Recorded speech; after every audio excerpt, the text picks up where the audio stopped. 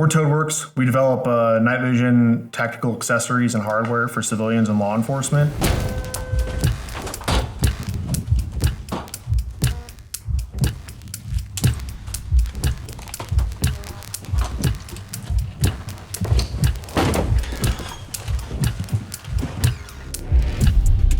We found that we were forced to choose in the market as a whole with like night vision and this kind of emerging civilian market between like really cheap Chinese knockoffs, literally, or military surplus super high-end units that cost like $2,000, $4,000, $6,000. So with night vision, it doesn't make any light. It has to use ambient light, so if you're in a really dark room or it's a full moon, it's no better than your eyeballs.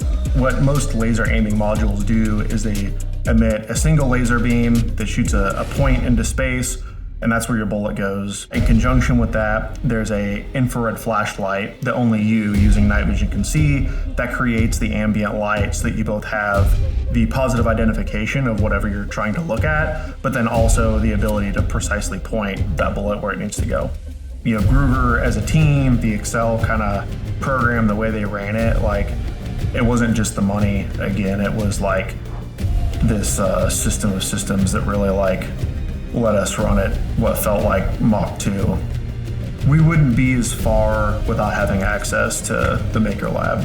We used everything from FDM, SLS, silicone cast molding, injection molding, CNC, both like plastics and aluminum, metal 3D printing. Before ACCEL, we had used outsourced 3D printing for certain materials and stuff, and we'd pay $40 for some batches of like a handful of parts, and it would take 2 to 3 weeks to turn around, and we could do it here in a couple of hours. And so just being able to, even if you're not making a production part, just being able to fit things together and see if this fits the way, or if it, you know, looks a lot bigger on the computer, and then you do it in real life and you're like, oh, this is not what I thought it was going to be. That turnaround is worth its weight in gold in hardware. It seemed like every time we spent money, it was just like a leap in capability, both either what we were doing or what we were procuring.